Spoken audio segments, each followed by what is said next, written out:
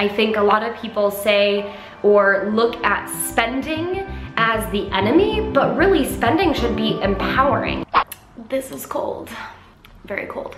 What's up friends, it's Tess from WanderWealthy.com, your virtual money coach, and today I thought we would do just a little kind of chat session. I don't know why, but something was wet on my hands. I wanted to make this video about what I am spending money on and investing in, more specifically, because that just seems to be where my money flows, in 2019 to inspire you, give you some ideas of ways to think about your money and your cash flow, especially in this new year, and just to share.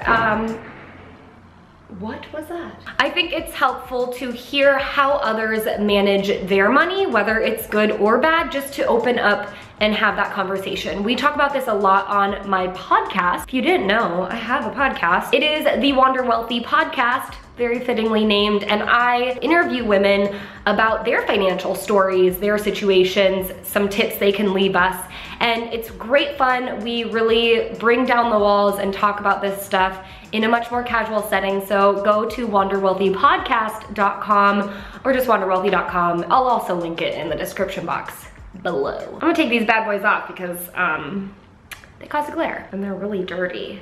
Over the past couple years now in my YouTube career, those videos about what I have stopped spending money on are really, really popular, and I get it. I get that, you know, there's things that you want to cut out of your life, and that's fine. The whole minimalism movement, I personally think is awesome. I think that there are a lot of things that we don't need in our lives, but I do think, and I've flipped the script before, but now I'm flipping it in a much more elevated way. And I just wanted to talk about what I spend money on, what I'm specifically spending money on in this season of my life, and especially when it comes to where my money is going in terms of investing, I think is really interesting. A big reason why this comes up for me more recently is because I have been asked a lot more about my money story and some of the most important things I've learned from my parents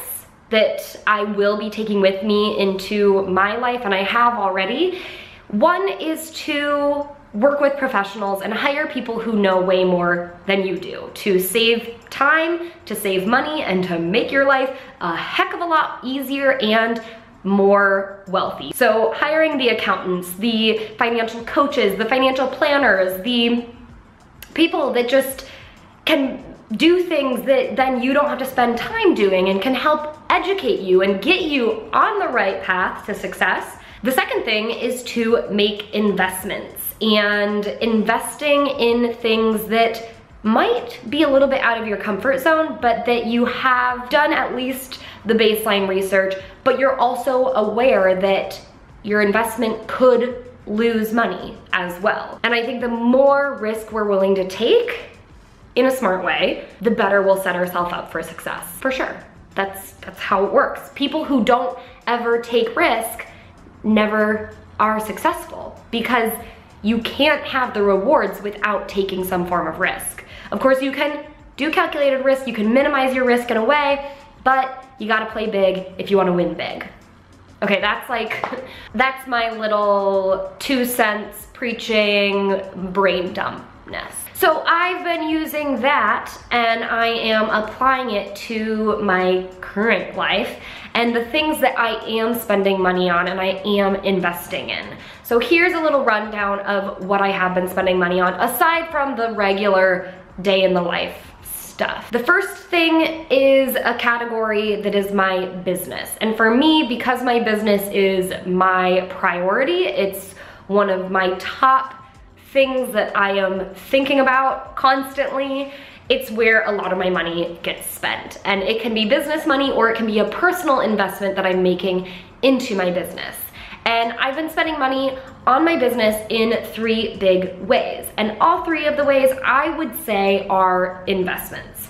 The first is I have hired a business coach. I've worked with business coaches in the past, but it's been kind of an on and off situation, which I think is fine and appropriate. But I decided this was the year where I was going to take that risk and not with 100% certainty, which is why it's a risk, make this investment in a business coach and commit, invest in myself, because the coaching is with me and my business, and know that I can create value from this opportunity. It is the biggest investment I've made in my business ever, but I know it is one worth doing. And I'm ready, I'm committing to commit to make this the year where I take my business from playing in this little arena to playing in the great big arena. So the business coaching investment is the first and probably the most expensive investment that I'm making in my business this year, and I've done ever. The second one is to invest in working with an attorney. This is an example of working with a professional who can help you do the things that A, you're probably not qualified to do, but B, can just save you a lot of time of trying to DIY or hack your way to success. In the past, I've kind of created my own policies, contracts, whatnot, and it's been fine. I think it's been okay, but I don't have 100% confidence and certainty that that is going to hold through in a court of law, for instance. And so in order to feel good and confident to be able to continue to build my business to this level, along with my business coach, I wanted to find that peace of mind to work with an attorney and get everything really airtight. So that is why I've also decided to make this investment in an attorney. And the other one, this is kind of like a two-part, of making an investment with a tax preparer. Now, I work with an accountant who prepares my taxes every year, but I specifically wanted to reach out to a tax expert when it comes to being an expat, because as an expat, someone if you don't know, live in Italy, I have to manage my finances and specifically for tax purposes, manage my bookkeeping in a different way than people who live in the United States. So there's a ton of people who are digital nomads around the world, and they have a different situation and need that expert advice. And yes, I could spend hours researching all of this stuff online and maybe get close, but I wouldn't know everything. I wouldn't know if all my bases were covered. So I invested in just a 30-minute consultation session with this tax expert, and lo and behold, I found out that I actually don't need to work with them. And so for me, I could look at that and go, oh, what a waste, but it actually gave me the peace of mind that I'm doing everything correctly and there's no holes that are being poked in my business financial system. Now this, whether you're a business owner or not, in your personal life, the same things apply. You need experts to make sure that you're on the right track financially, whether it's for tax reasons, whether it's for investing or planning the path of your wealth building. And also when it comes to your legal measures, there's so many reasons you want to make sure that you are protected, or maybe your spouse or your dependents are protected if anything were to happen to you, and working with an attorney is also valuable for that. Plus, I don't know, if you're going to buy a house or you're going to start your own business or anything, you want to make sure it's locked up.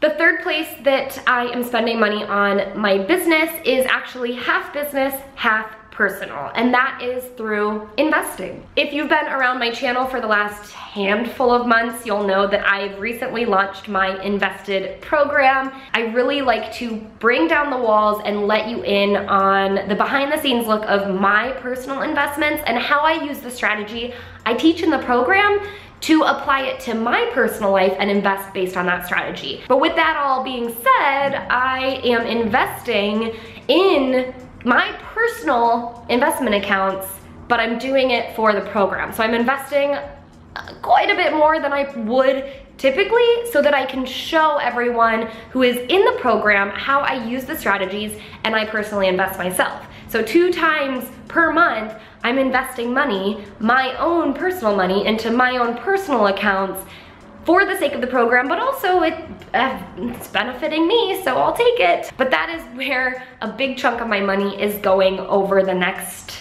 couple of months. On the personal side, I am not spending a lot of money. Again, some of my OG subscribers, can I call you guys that? I don't know if that's weird. But you guys know that I tend to not spend money between the months of January and through March of every single year. It is kind of a habit I've adopted, but as far as New Year's resolutions go, I don't really adopt many. I guess this year would be to make the big money moves, which I think I'll talk about in another video. But as far as New Year's resolutions go, every single year, I just don't tend to shop between January and the end of March.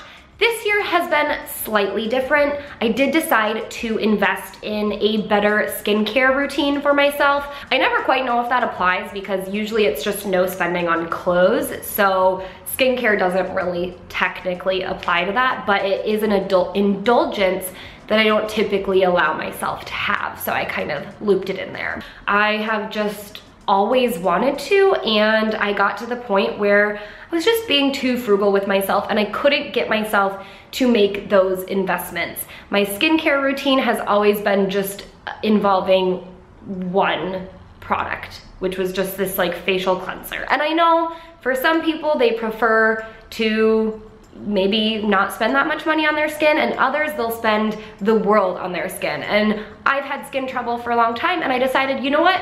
This is gonna be my year. I'm going to make the investment. And it's been a bigger investment because I really wanted to go kind of low tox and make sure that I was really caring for my skin in a particular way. So investing in facials and products for my skin has been one big thing that I've been doing in 2019. The other thing that I plan to be spending on myself in 2019 that isn't involved in the video that I made that I'll link up here about just things I haven't stopped spending money on. And I made that video probably 2 years ago now, but it still pretty much applies. I don't really go out for brunch that much anymore because I'm in Italy and I don't have as many friends.